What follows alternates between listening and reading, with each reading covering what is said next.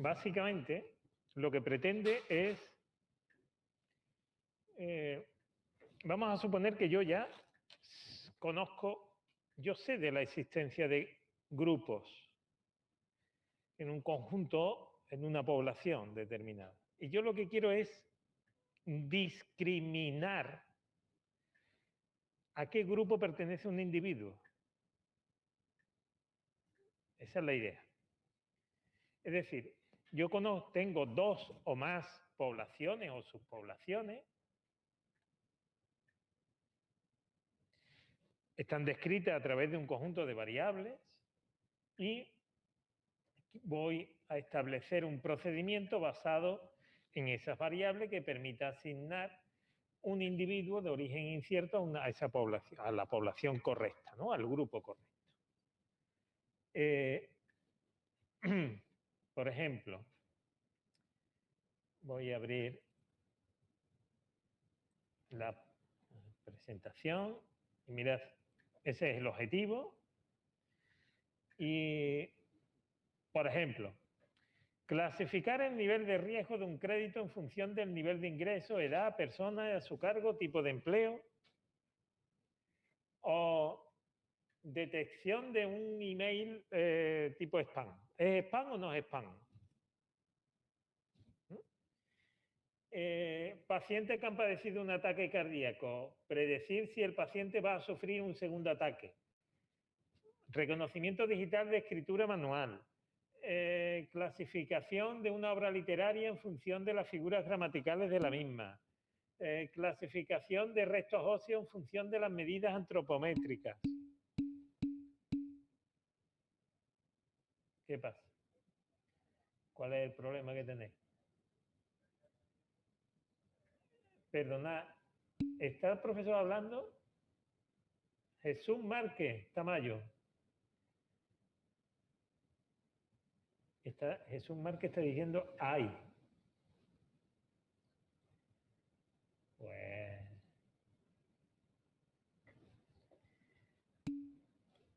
¿No le oye? ¿No le oye? Ah, vale. Sí, Marina. Sí, es que va por mí. Bien. Sigamos. Como escucho bien, eso es un problema. Como se escucha en casa, quiere decir que él tiene algún tipo de problema. ¿Vale? Uy, que el micrófono es más alto ahora aquí. Voy a bajar un poco el volumen.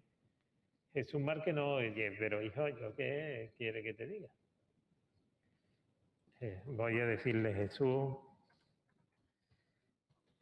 es un problema de tu equipo.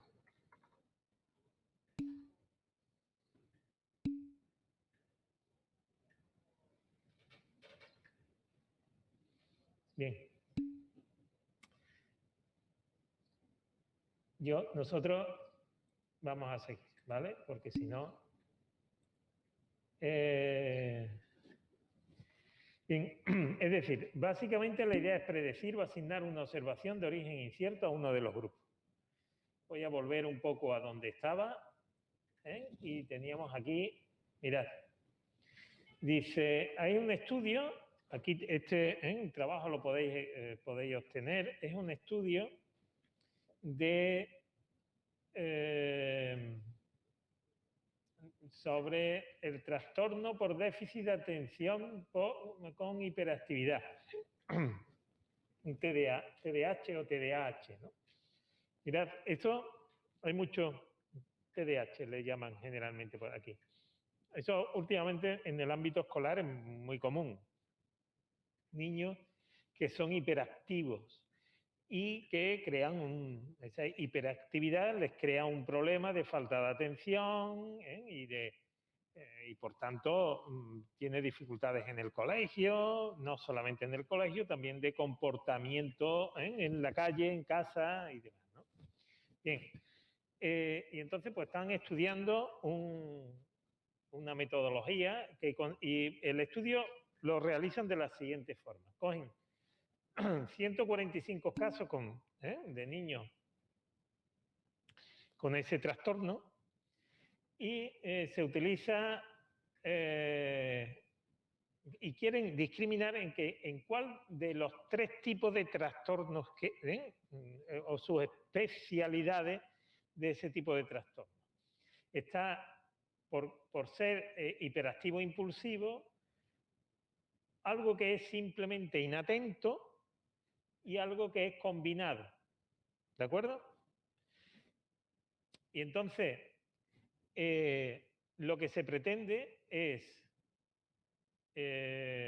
mediante algunas variables, en particular está el coeficiente de inteligencia, mediante algunas variables tratar de discriminar un niño que venga con problemas de ese trastorno, de discriminar a cuál de los 3 grupos pertenece. Porque si pertenece, fundamentalmente con objeto de poder tratarlo, ¿vale? Ese es el objetivo que se ha planteado el estudio. Dice, todo esto es, si leéis el artículo, pues podéis, todo esto que yo he colgado aquí está entresacado de ese artículo. Se utilizan estadísticos descriptivos, exploratorios, implementando un procedimiento de análisis discriminante. Y aquí están los resultados. Bien, otro ejemplo. Aquí hay un conjunto de datos. Este conjunto de datos, más o menos, lo hemos utilizado ya en algún momento, ¿no? Mirad.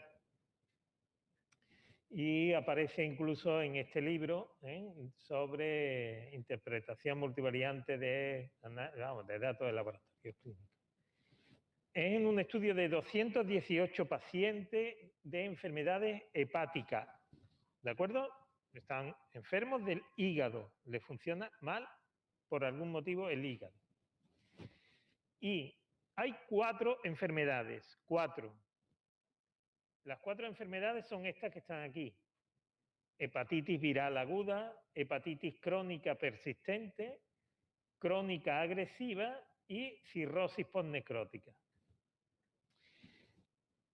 Mirad, para detectar que es un enfermo de hígado, basta con, bueno, se le hace una serie de analíticas y es suficiente.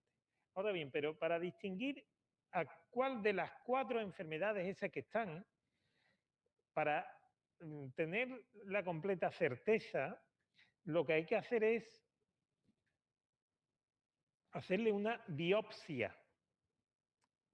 Para ustedes, ¿sabéis lo que es una biopsia? Es decir, hay que operar.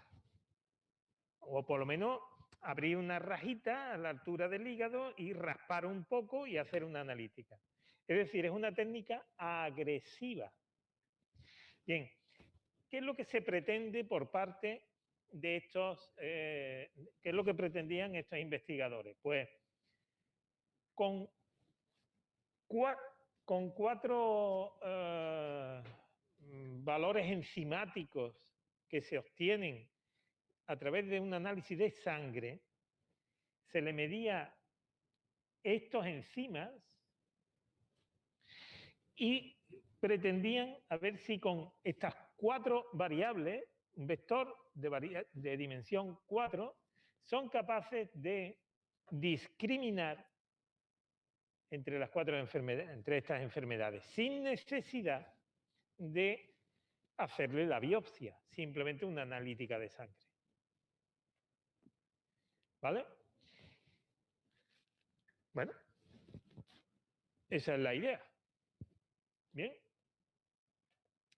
Bueno, pues el objetivo es una diagnosis diferencial de las 4 enfermedades por medio de las transformaciones. Bueno, en lugar de trabajar con estas variables, se dieron cuenta que había mejor trabajar con la transformación logarítmica, porque de esa manera tenía un comportamiento más normal, más simétrico y demás. Bueno, y trabajan con las transformaciones logarítmicas, pero bueno, ¿qué más da?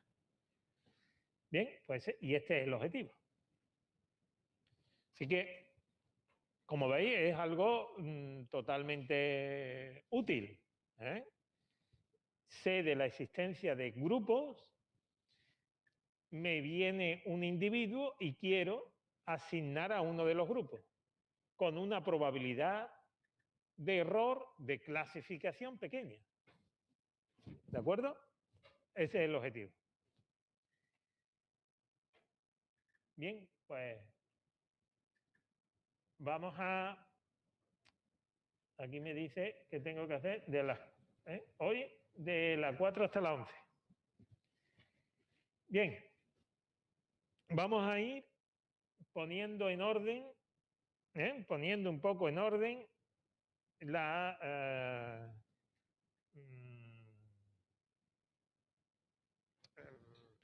terminología, la notación y demás.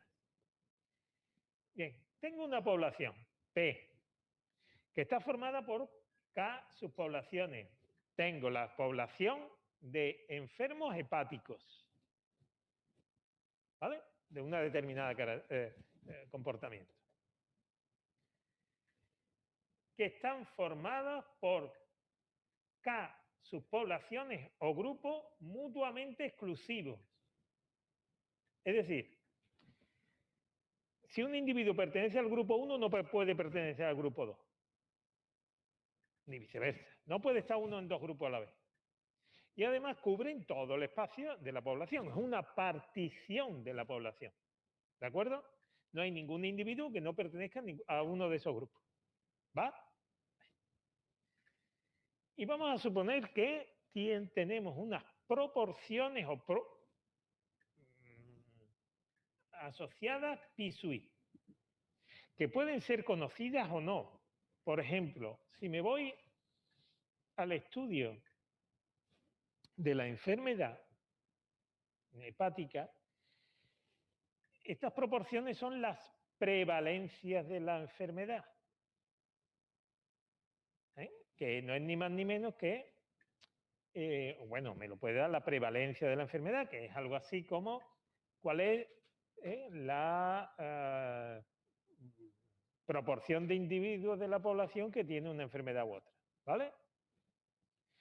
Y me puede decir, y eso se sabe, a veces se sabe y otras veces no. Vamos, yo estoy teorizando, ¿vale? Teorizando. P-sui. Voy a definir un conjunto o voy a considerar un conjunto de P variables aleatorias a partir de las cuales yo voy a tratar de crear esa regla que discrimine. X. P dimensional. P variables aleatorias. Y voy a considerar que en cada grupo la función de densidad de probabilidad o función de probabilidad conjunta es cada uno de esa variable en cada grupo tiene su propia función de densidad o función de probabilidad conjunta. ¿De acuerdo? Bien. Por ahora todo conocido. Al final no va a ser, eso es mentira. ¿Qué es lo que voy a hacer? Pues coger una muestra de cada una de las subpoblaciones y trabajaré con la muestra de cada... Bueno, aquí pone G1, G2, esto sería GK, ¿vale? ¿De acuerdo? Bien, sigamos. ¿Cuál es el objetivo? Discriminar. Es decir, voy a buscar funciones de las X, generalmente siempre voy a buscar lineales, pero bueno, que permitan diferenciar.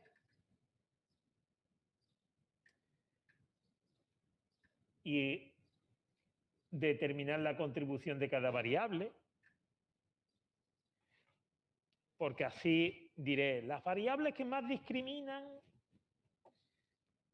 las variables fundamentales que distinguen un grupo de otro, tales enfermos de tal otro, es que el nivel enzimático A es muchísimo mayor que en el tal otro, argumentos de ese tipo. E incluso determinar el plano óptimo sobre el que proyectar los puntos para ver esa separación. ¿Vale? ¿En qué consiste la idea de clasificar? Pues cuando me venga un individuo nuevo, le aplico la regla discriminante y me lo clasifica. Cae en tal grupo, cae en tal otro. Tendré que medir la probabilidad de error. ¿De acuerdo? Bien.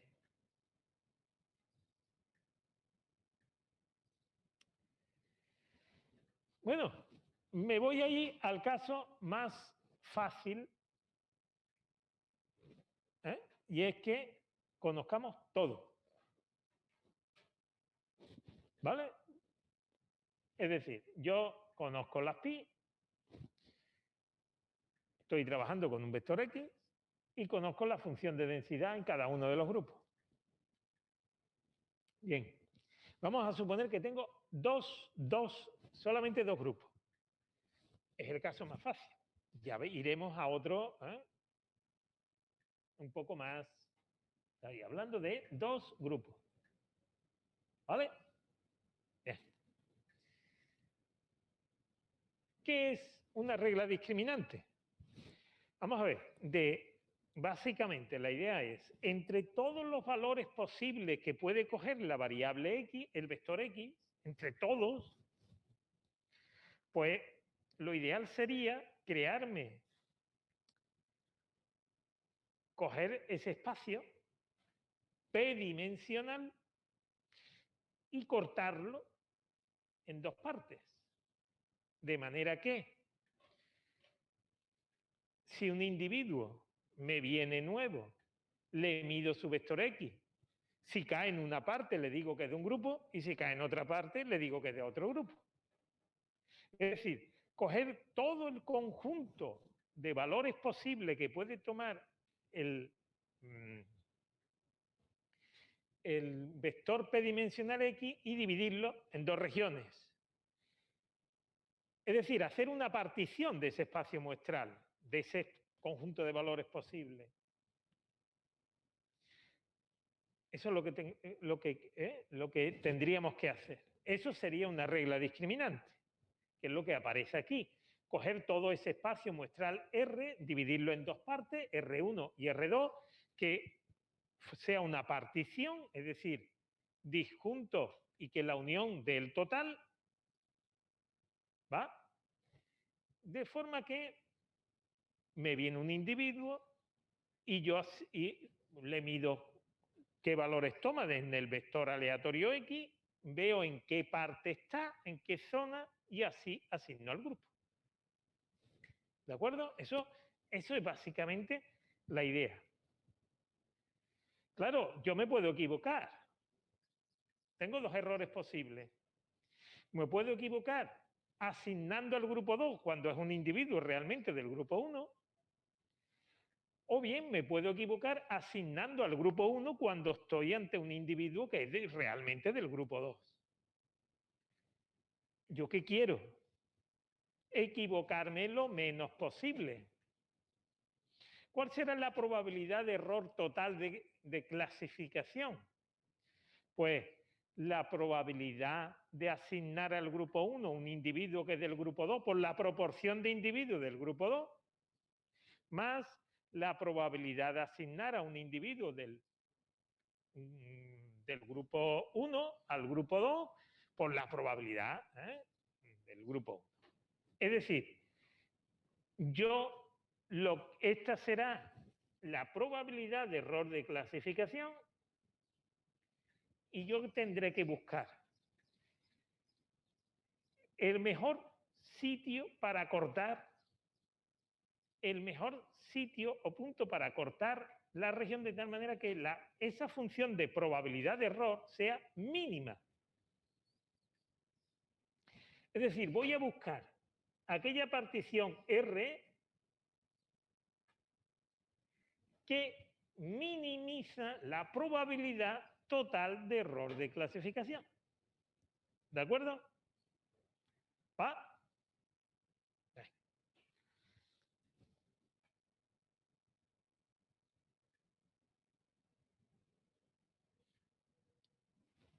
Bueno, vamos a empezar a medir. Vamos a preguntar. ¿En casa...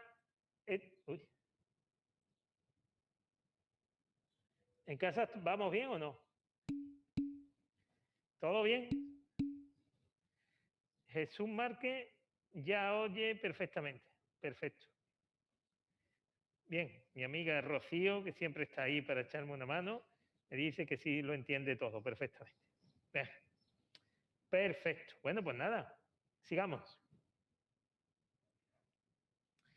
¿Cuál es la probabilidad de equivocarme en un individuo del grupo 1? Es decir, asignar al grupo 2, dado que es del grupo 1. Pues la densidad de probabilidad acumulada en la región que yo asigno al grupo 2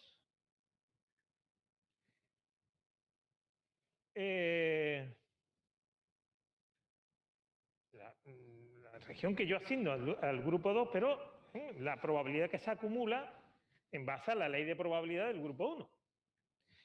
Vamos a ver, esto funciona, ¿no? La cámara esa funciona. A ver, voy a...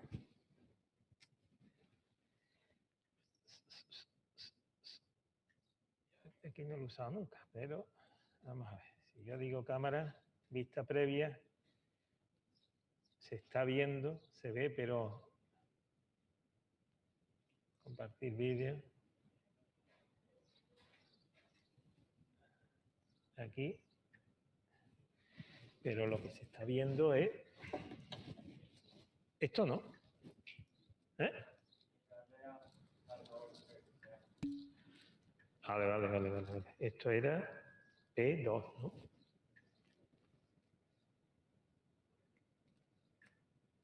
Nunca sé cómo se hacía esto. Esto no se me mueve. Pero tiene que moverla. Claro, ya lo, sí, ya lo sé que tengo que moverla, pero...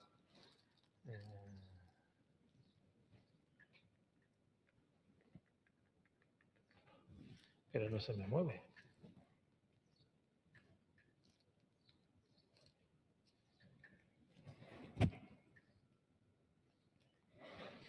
No sé qué tiene.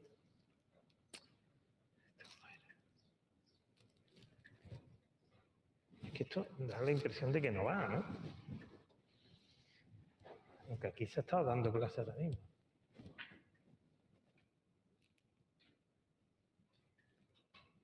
Va.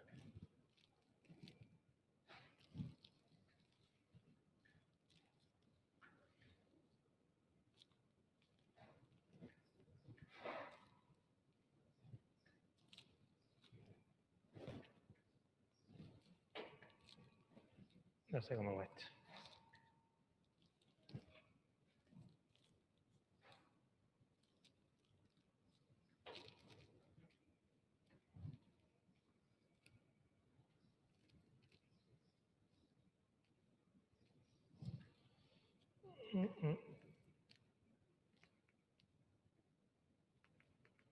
Soy torpe yo, ¿eh?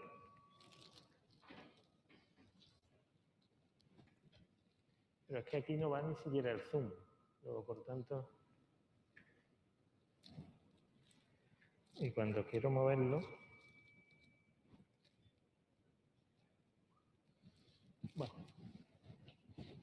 No lo sé. ¿Y si lo hago aquí? Mira, básicamente la idea es la siguiente.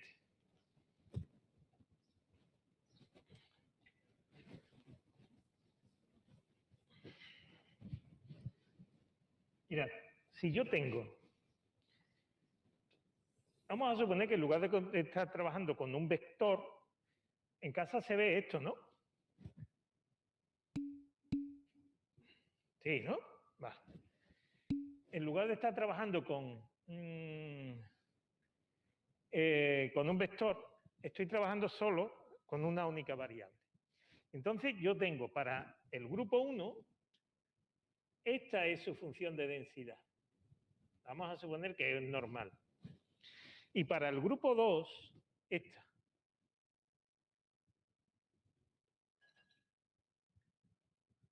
Por ejemplo.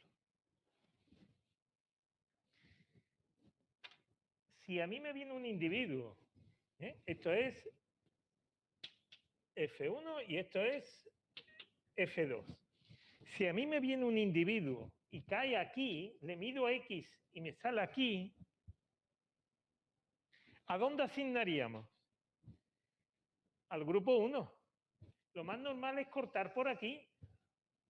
¿Por qué? Porque la densidad de probabilidad acumulada en este punto, en el F1, es muchísimo mayor que en el grupo 2, que es esto. Este individuo es un individuo tipo del grupo 1 y sin embargo sería atípico en el grupo 2. ¿Dónde lo asigno? Al grupo 1. Y si me cae aquí, lo voy a asignar al grupo 2, pero la probabilidad de error es bastante más grande, ¿eh? ¿De acuerdo? ¿Vale o no? Eso desde una perspectiva univariante, pero claro, normalmente un univariante no trabaja solamente con una única variable, trabaja con más, ¿eh? Y entonces pues hay que, y además la cosa muchas veces no está tan clara, porque imaginar que tenemos un grupo, un tercer grupo, y es este.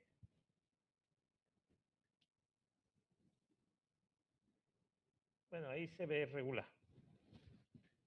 Vamos a ponerlo. Vamos a pintarlo así, amarillo.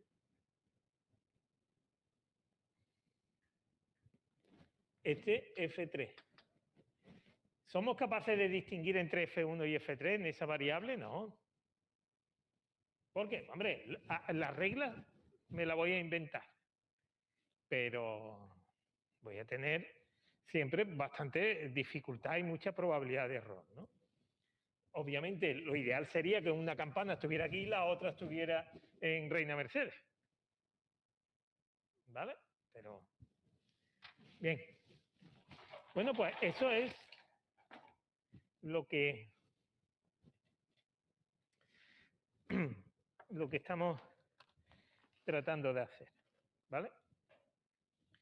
Aquí dice, para cambiar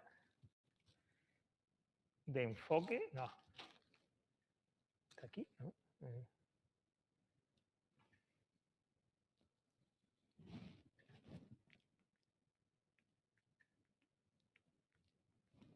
Que no está haciendo nada, hombre.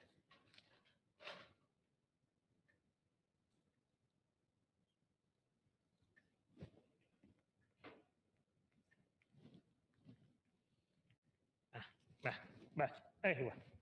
Sigamos. Luego, volviendo a esto. Esta sería la probabilidad de equivocarme asignando en el grupo 2 un individuo del grupo 1. Asigno en el grupo 2 en la región 2 y la probabilidad de equivocarme es la probabilidad acumulada en esa región.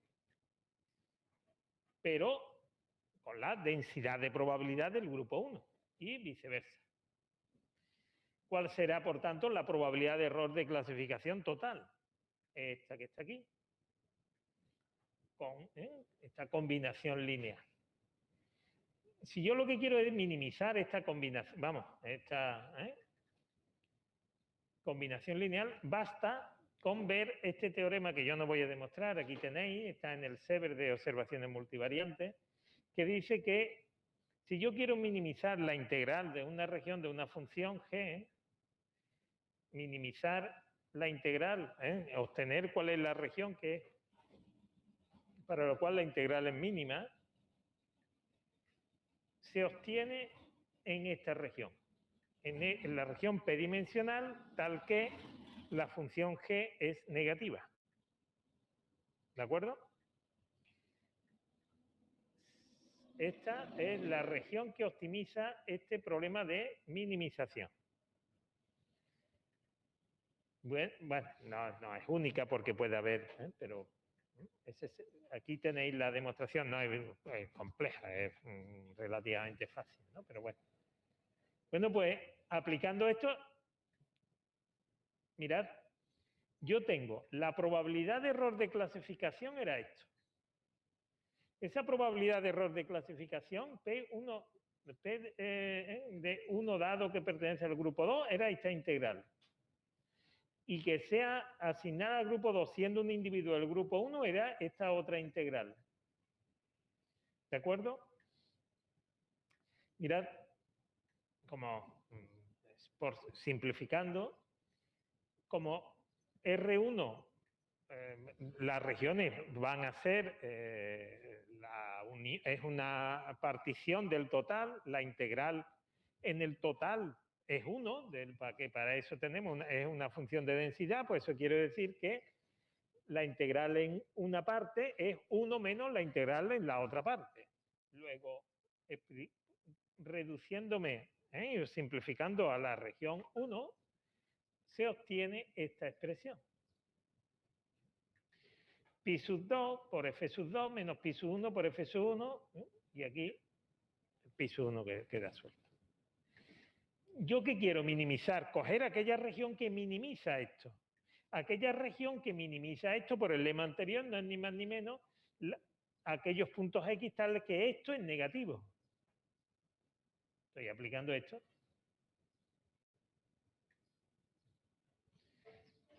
Es decir, asignar al grupo 1 si pi sub 1 por f sub 1 mayor que pi sub 2 por f sub 2 y asignar al grupo 2 en caso contrario. ¿De acuerdo? Luego, tengo la regla basándome en las probabilidades a priori, por llamarlo de alguna forma, las pi, o probabilidades a priori, y las funciones de densidad, las dos funciones de densidad, si las conozco, no es ni más ni menos que obtengo la regla que minimiza la probabilidad total de error de clasificación. Si os acordáis lo que yo he pintado ahí antes con dos campanas de Gauss, era esa regla, sin las pi, ¿no? Supuesto que la ponderación de las proporciones o probabilidades a priori es la regla que habíamos pintado ahí con las dos campanas de Gauss, ¿vale? Bien, pues ya lo tengo. Ya lo tenemos. Desde un punto de vista teórico lo tengo resuelto. Hay otros criterios, Yo he obtenido el criterio de clasificación basado en lo que se llama o minimizar la probabilidad total de error de clasificación. Pero yo puedo tratar de minimizar a través de máxima verosimilitud.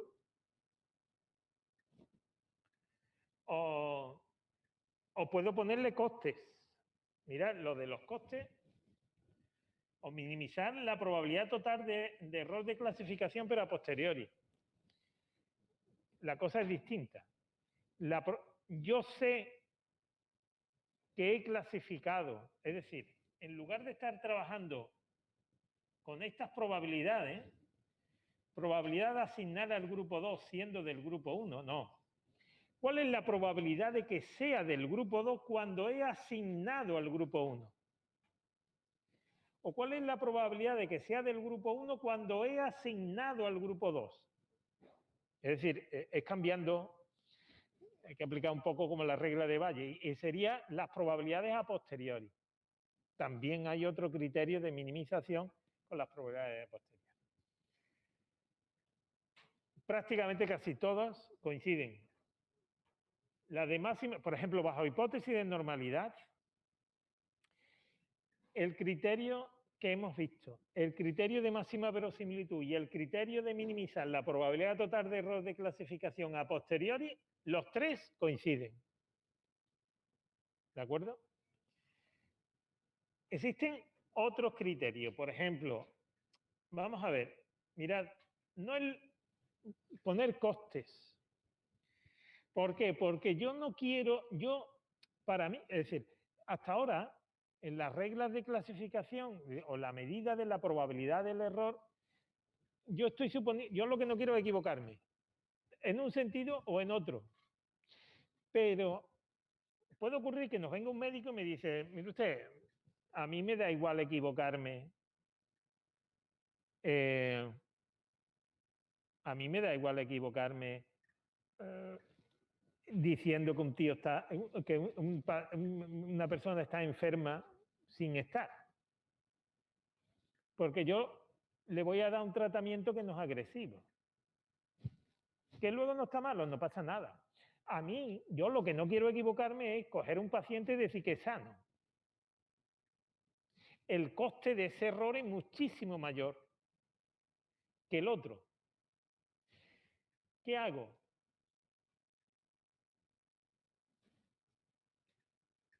Creo costes. Y con esos costes tratamos de no minimizar la probabilidad total de error, sino la función, minimizar la función coste, que no es ni más ni menos que esta probabilidad que tengo aquí, cada uno ponderada por sus costes. Y entonces cambia un poco. Pero esta solución sería para costes igual a 1/2 cada uno, o a 1, los dos iguales. ¿Vale? Bien, y hay otro que es otro criterio, que es el criterio minimax, que es minimizar el máximo de las probabilidades de error de clasificación, que es distinto. ¿De acuerdo? Sin embargo, también bajo la hipótesis de normalidad, el criterio minimax prácticamente coinciden también con los otros, ¿no? Pero, bueno, vámonos al caso nuestro. ¿Cómo se transforma esto al caso nuestro? Al caso, digo nuestro, al caso más común, que es supuesto la distribución normal. Si yo tengo dos distribuciones normales, bajo la hipótesis de homocedasticidad, es decir, igualdad de varianza, la función de densidad es esta, variando desde igual a 1 hasta 2. ¿Cuál será la regla discriminante? Pi sub 1 por f sub 1 mayor que pi sub 2 por f sub 2. ¿Vale? Esta.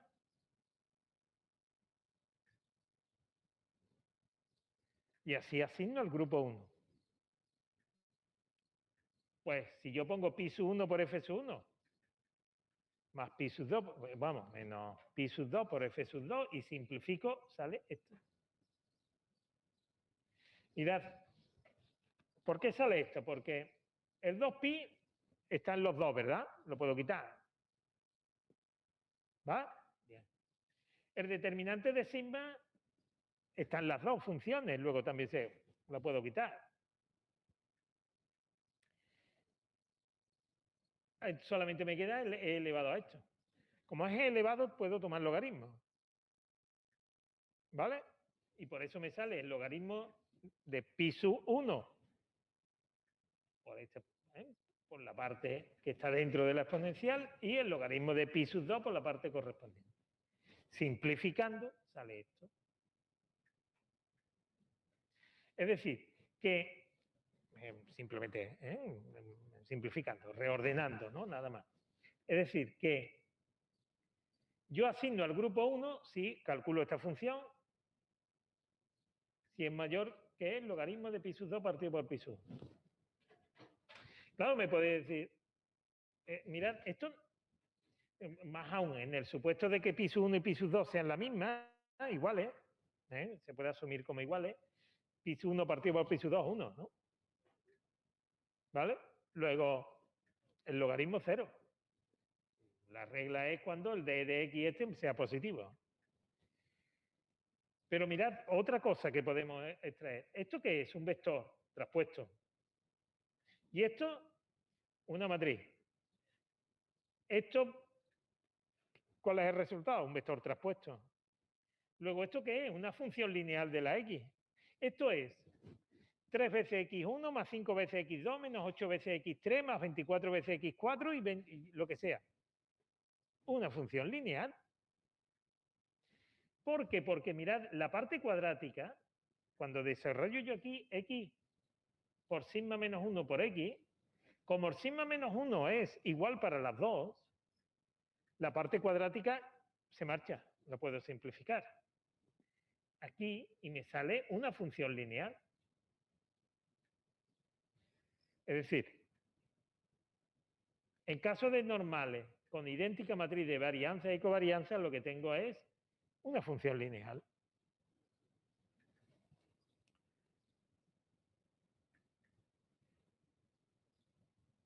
Pero también tengo otra interpretación que le puedo dar. Mirad, en el fondo, yo minimizo, salvo el logaritmo, salvo el tema de las probabilidades, si yo tomo logaritmos, yo asigno a aquella que toma mayor f y por tanto mayor logaritmo de f. Esto lo eliminamos porque es constante en las dos, esto lo eliminamos porque es constante tanto en F1 como en F2, aparece lo mismo, y al tomar logaritmo me sale, yo lo que quiero que sea máximo, la f, y claro, máximo el logaritmo, mínimo esto, porque tiene aquí un signo menos. Luego asignaríamos aquel que tenga mínimo esta expresión. ¿Y esto qué es? La distancia euclídea del punto X al grupo iésimo. ¿Por qué? Porque es la distancia del individuo X al centro de la población en términos relativos a sus covarianzas o estructura de covarianza. La distancia del individuo al centro de esa población en términos relativos a la varianza, a la matriz de varianza y covarianza. Es decir, lo que hasta ahora siempre hemos denominado distancia de Mahalanobis del individuo X a la población iésima. Luego, en el fondo, es como si yo calculara la distancia de Mahalanobis. Me viene un individuo nuevo, le calculo la distancia de Mahalanobis al grupo 1, le calculo la distancia de Mahalanobis al grupo 2 y asigno al grupo más cercano. ¿De acuerdo? Esto es el análisis discriminante. Bueno, corregido, los logaritmos de las proporciones, que en el caso de que sean las dos iguales, pues esto será 0. Y por tanto, asignamos al grupo 1 si la distancia de Mahalanobis al grupo 2 es mayor que la distancia de Mahalanobis al grupo 1. Todo muy lógico, ¿verdad? ¿Qué pasa? Y esto es lo último que vemos.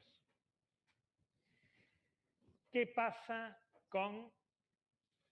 en el supuesto de que no tengan la misma matriz de varianza y covarianza? No pasa nada. Me pongo a calcularlo. Esta será la función de densidad para el grupo 1 y para el grupo 2. ¿Qué es lo que ocurre? El 2pi esto se me va porque es constante en los dos.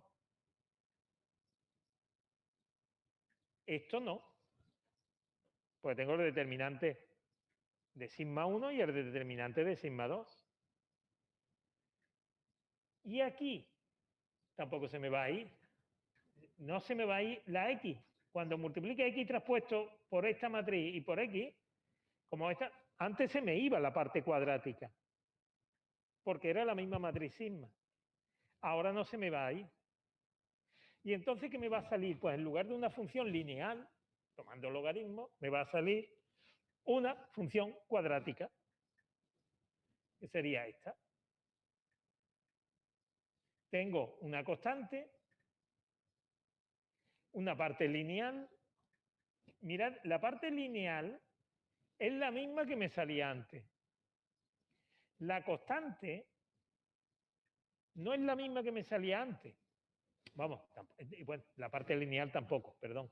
Pero si suponéis sigma 1 igual a sigma 2, sale lo mismo, la parte lineal. Si suponéis sigma 1 igual a sigma 2, la parte constante también, porque esto se marcha, porque sería el logaritmo de 1. Y aquí aparecería, pues, nuevamente por la semisuma de... Y esto se iría a la parte cuadrática, porque si sigma 1 igual a sigma 2, el término cuadrático, 0. Si sigma 1 es distinto de sigma 2, tengo una función cuadrática. pero que en el fondo sigue siendo la mínima distancia más a la nube. ¿Por qué? Porque esto que está aquí es la distancia más a la... Bueno, corregido un poco con el logaritmo, pero no es exactamente con el logaritmo de la sigma, pero que básicamente es la distancia más a la nube, ¿no? Corregida un poco. ¿Vale? Es decir, el caso más fácil lo tenemos resuelto. ¿Cuál es el problema?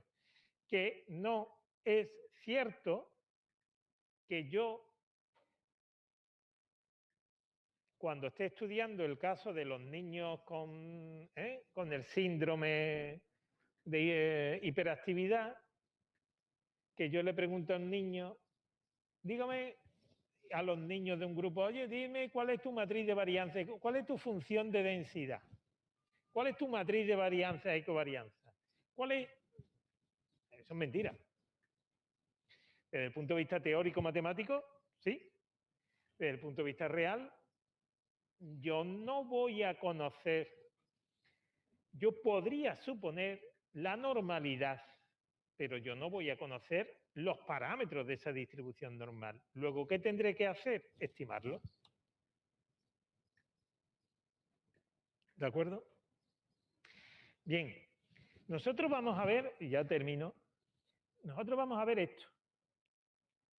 Pero, mirad, existen otras formas de enfocar. Por ejemplo, ¿por qué si yo soy capaz de definir, entre comillas, la distancia de entre individuos,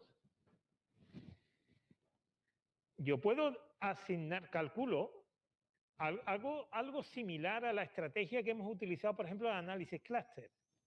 Calculo la distancia que hay del individuo que yo quiero a los individuos del grupo 1, calculo la distancia de ese individuo a los individuos del grupo 2, hago una función creciente de todas esas distancias y asigno al grupo más cercano. Eso es lo que se denomina el análisis discriminante basado en distancias. ¿Distancias que puedo utilizar? Ustedes conocen ya muchas. Aquí, ese es el mismo criterio que el que hemos visto utilizando la distancia de Mahalanobis. Pero podéis utilizar la distancia euclidia. Si estoy trabajando con valores de conteo de especies, podéis utilizar la distancia de Bray-Curtis.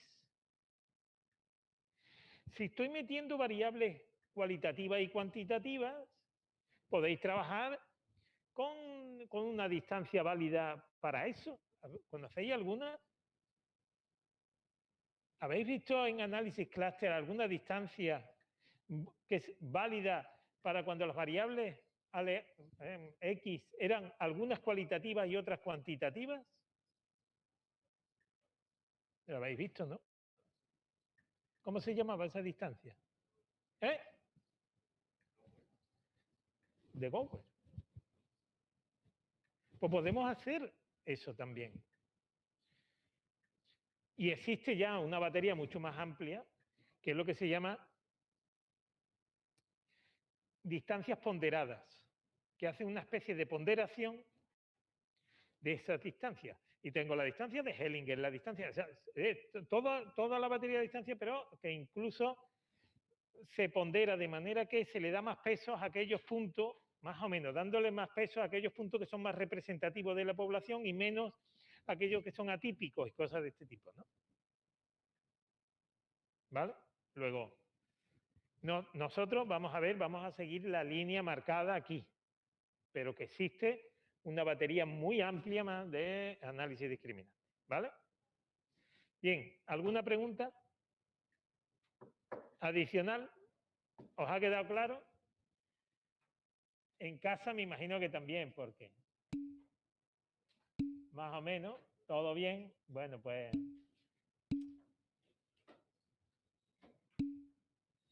Perfecto. Bueno, pues nos vemos entonces algunos mañana y el otro el próximo lunes.